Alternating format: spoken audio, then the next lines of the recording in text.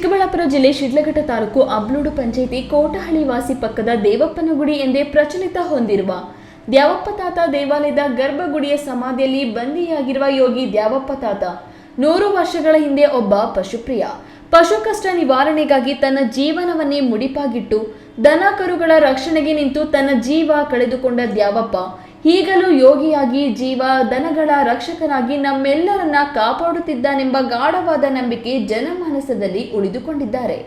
ಶ್ರೀ ಯೋಗಿ ದ್ಯಾವಪ್ಪ ತಾತನವರ ಹೆಸರಿನಲ್ಲಿ ಪ್ರತಿ ವರ್ಷ ಶ್ರೀರಾಮ ನವಮಿಗೆ 1 ವಾರಗಳ ಕಾಲ ಅವರ ಹೆಸರಿನಲ್ಲಿ ಆರಾಧನೆ ಎತ್ತುಗಳ ಪರಿಷೆ ನಡೆಯುತ್ತದೆ. ಅದರಂತೆ ಈ ತಿಂಗಳ 27ರಿಂದ ಪ್ರಾರಂಭವಾದ ದ್ಯಾವಪ್ಪ ತಾತ ಜಾತ್ರಾ ಮಹೋತ್ಸವದ ಎತ್ತುಗಳ ಪರಿಷೆಯಿಂದ ಎತ್ತುಗಳ ಮೆರವಣಿಗೆಗೆ ಕರ್ನಾಟಕ ರಾಜ್ಯ ರೈತ ಸಂಘದ ಅಧ್ಯಕ್ಷ ಕೋಡಿಹಳ್ಳಿ ಚಂದ್ರಶೇಖರ ಹಾಗೂ ತಹಸೀಲ್ದಾರ್ ಗಗನ ಸಿಂಧು ಚಾಲನೆ ನೀಡಿದರು. ಈ ವೇಳೆ ಮಾತನಾಡಿದ ಕೋಡಿಹಳ್ಳಿ ಚಂದ್ರಶೇಖರ್, ಯೋಗಿ ದ್ಯಾವಪ್ಪ ತಾತನವರ ಕನಸಿನಂತೆ ಎಲ್ಲ ಸಂಪ್ರದಾಯಗಳು ನಿರಂತರವಾಗಿ ನಡೆಯಲಿ, ಎತ್ತುಗಳ ಪರಿಷೆ ಇನ್ನಷ್ಟು ಅಭಿವೃದ್ಧಿಯಾಗಲಿ, ಎತ್ತುಗಳ ಪರಿಷೆಗೆ ನಿಗದಿಯಾಗಿರುವ ಈ ಸ್ಥಳವನ್ನ ದಂಡಾಧಿಕಾರಿಗಳು ಎತ್ತುಗಳ ಸಂತೆ ಅಥವಾ ಪರಿಷೆಗೆ ಶಾಶ್ವತವಾಗಿ ಮೀಸಲಿರಿಸಿ ದಾಖಲೆ ಮಾಡಿಕೊಡ್ಲಿ, ಈ ಭಾಗದ ಸಾವಿರಾರು ರೈತರ ಕನಸು ನೆರವೇರಲಿ, ತಾತಪ್ಪನವರ ಮೇಲೆ ಇಟ್ಟಿರುವ ನಂಬಿಕೆಗೆ ಯಾವುದೇ ಚ್ಯುತಿ ಬಾರದಂತೆ ನಡೆದುಕೊಳ್ಳೋಣ ಎಂದರು.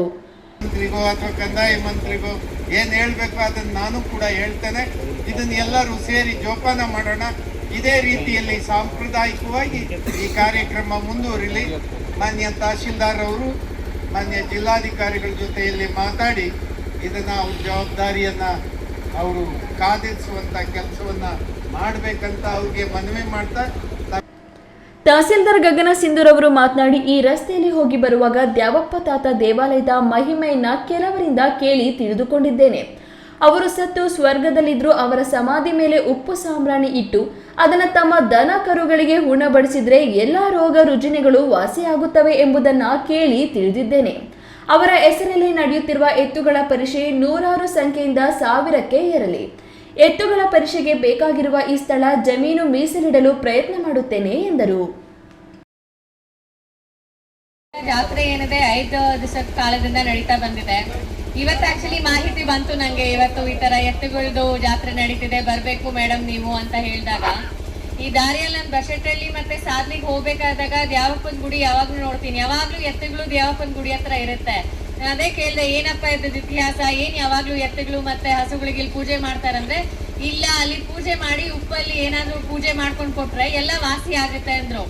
ನಾನು ಆಮೇಲೆ ಸುಮ್ಮನೆ ಹೇಳ್ತಿದ್ದೀರಾ ಅಂತ ಹೇಳ್ಬಿಟ್ಟು ಅಲ್ಲಿ ಬಂದಿರೋ 2-3 ರೈತರನ್ನ ನಾನೇ 2 ಸಲ ದೇವಸ್ಥಾನಕ್ಕೆ ಹೋದಾಗ ಕೇಳಿದಾಗ ನಿಜವಾಗ್ಲೂ ಆಗಿದೆ ಅಂತ ಕೇಳಿದೆ.